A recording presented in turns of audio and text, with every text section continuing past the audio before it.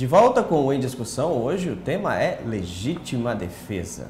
Bom, no primeiro bloco a gente contextualizou um pouco a legítima defesa para você que está em casa. E agora a gente vai perguntar para o delegado, Dr. Pedro Ivo, o que é que se faz quando chega um caso na delegacia. Veja só, Rafael, é interessante isso porque o delegado de polícia é a primeira autoridade a lidar com essa situação.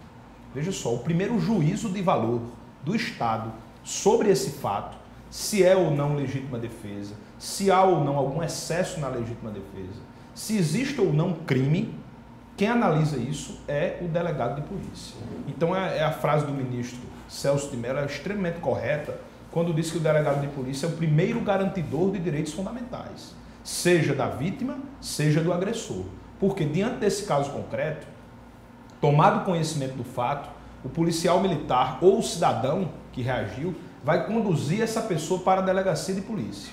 Chegando na delegacia de polícia, a autoridade policial vai ouvir as versões existentes sobre o acontecimento, ouvir a palavra da pessoa que supostamente foi a agressora, o criminoso inicial, a palavra da vítima, de eventuais testemunhas que tenham presenciado a ocorrência, verificar circuitos de câmeras com o quê? Com o objetivo de tentar verificar o que de fato aconteceu. E a partir dessa verificação, constatando que o sujeito realmente praticou um crime, ele estava agredindo o patrimônio, a vida, e aquele cidadão reagiu legitimamente, em legítima defesa, ele, o delegado de polícia, para alguns autores de direito penal e alguns juízes, os julgados, entendem que o delegado só poderia fazer um juízo na palavra técnica de tipicidade.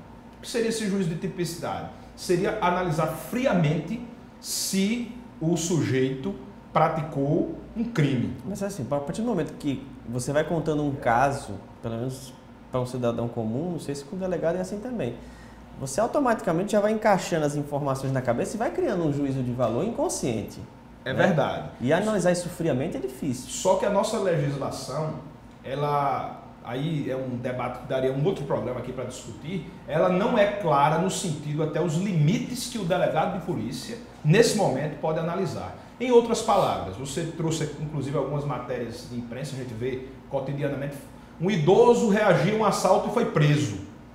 Um sujeito reagiu, o caso famoso que acabou acarretando a morte do agressor contra os parentes de Ana Hickman, o sujeito vai responder a um processo por isso. Então, a grande discussão é até que ponto o delegado de polícia, naquele primeiro momento, pode fazer análise se é ou não legítima defesa. Entendo eu, na condição de autoridade policial, que o delegado ele tem plenitude para analisar todos os requisitos. E se não existir crime, se o sujeito estiver respaldado por uma legítima defesa, o delegado não tem que lavrar procedimento algum. Vai embora da delegacia sem tem nada. autores, tem pessoas que defendem, pessoas de gabarito da área jurídica, que não, o delegado somente pode analisar o juízo de tipicidade. O que é esse juízo de tipicidade? Está lá no Código Penal, matar alguém. Aí eu, doutor Eduardo, reagindo a uma agressão indevida, um sujeito adentrou na residência dele, ele matou o sujeito, em legítima defesa. Aí eu vou ter que autuar, doutor Eduardo, porque ele incorreu formalmente no tipo penal matar alguém. Para esses autores, eu não poderia analisar, enquanto autoridade policial, se ele agiu em legítima defesa, se ele tinha algum respaldo na legislação que permitisse. Se pudesse deixar isso para o juiz decidir se era legítima defesa. O que se diz é que somente a autoridade judicial, que seria o juiz, poderia decidir. No meu entendimento, uma pessoa que estiver agindo dentro da lei, defendendo o seu patrimônio, sua vida, ele não tem que passar nem um minuto detido ou encarcerado. Se ele não praticou um crime intencional, fato né? típico, jurídico, típico, antijurídico e culpável para os técnicos do direito, ele não deve ser autuado, porque a autoridade policial deve fazer um juízo completo sobre o fato. Então, Rafael, naquele primeiro momento, só para concluir, o delegado ele tem que fazer uma análise completa dos fatos. Ele tem que analisar o depoimento da vítima, o depoimento do agressor, o depoimento de testemunhas, câmeras de vigilância, se existir, para que ele possa fazer um juízo de valor e autuar quem de direito. E se não existir crime, ele não autua ninguém. Então, Eduardo, que tipo de modificações a lei está prevista aí para acontecer? De onde surgiu essas modificações? A legítima defesa ela se presta a replicar agressões injustas. E essa legítima defesa somente é legítima conforme o direito na medida em que ela rechaça a agressão, mas no momento em que a legítima defesa ela cessa a agressão, qualquer excesso é punível. Isso é atualmente. Exato, atualmente. Esse projeto de lei afirma que o excesso oriundo de culpa ou o excesso proveniente de dolo eventual, ele somente vai ser punível se restar constatado que o conjunto de circunstâncias em que estava inserido, o sujeito reagente, não propiciava condições de o sujeito aferir um momento oportuno, um momento em que realmente findou a agressão. Então Ou seja, tentar colocar aquele primeiro caso do primeiro bloco na prática. A partir do momento em que se pega, os estudantes se mobilizaram o ladrão.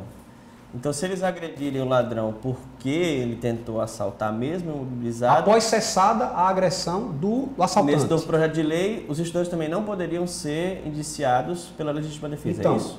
Qual o ponto que eu divirjo desse ponto? O deputado propõe que o excesso somente será punível, vamos lá, os estudantes reagiram a um assaltante. E a partir da cessação da agressão do assaltante, eles passaram a agredir quem iniciou a empreitada criminosa.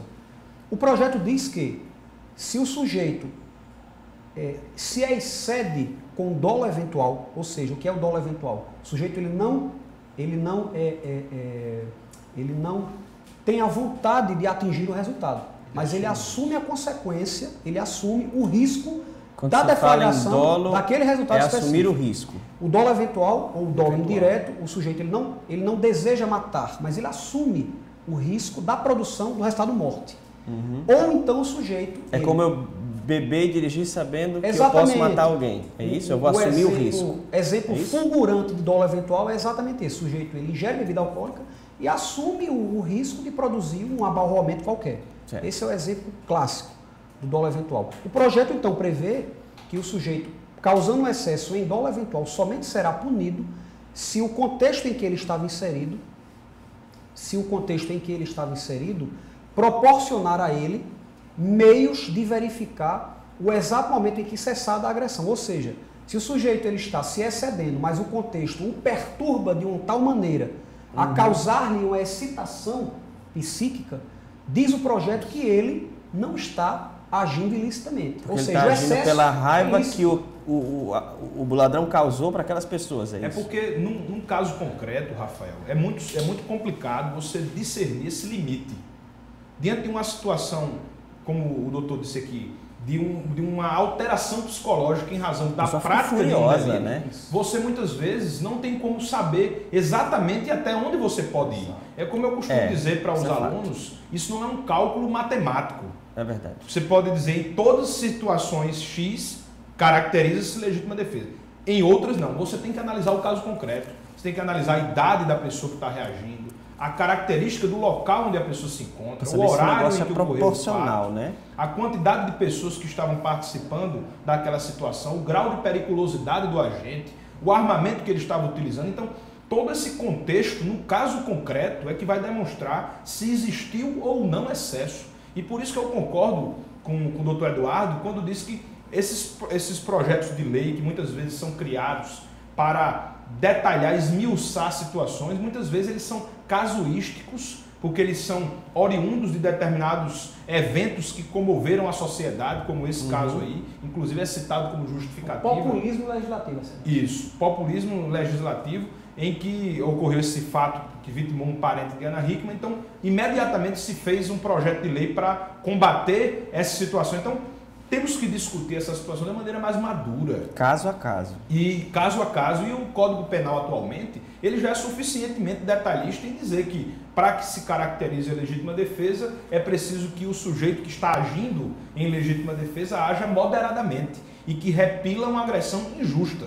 Agora, entrar em detalhes sobre se é o dolo eventual, é dolo direto, se é culpa, você está adentrando em minúcias que O caso concreto é que deve demonstrar. E somente quem estiver analisando aquele caso concreto, leia-se o delegado de polícia na esfera policial, leia-se o juiz na esfera judicial, essas pessoas, após a análise de todo o conjunto probatório existente, depoimentos, provas técnicas, é que podem ter um juízo de valor mais preciso. Então, qualquer solução imediatista, prévia, sobre uma situação complexa como a legítima defesa, é uma solução, na minha ótica, não inteligente. Porque a nossa legislação, ela precisa o quê? O aplicador da lei ele tem que ter razoabilidade, ponderação e bom senso. Se isso existir, muitos dos problemas do país já estariam sendo resolvidos. É porque não dá para colocar numa forminha, né, todos os mesmos casos, que não vai caber. A gente vai ter que dar mais um intervalo e daqui a pouco a gente vai discutir até uns casos famosos aí, como o Dr. Pedro Ivo falou, a gente tem alguns casos que a gente pegou na internet para discutir se houve legítima defesa, não houve, quem sabe, né? Fique com a gente, aqui tem discussão.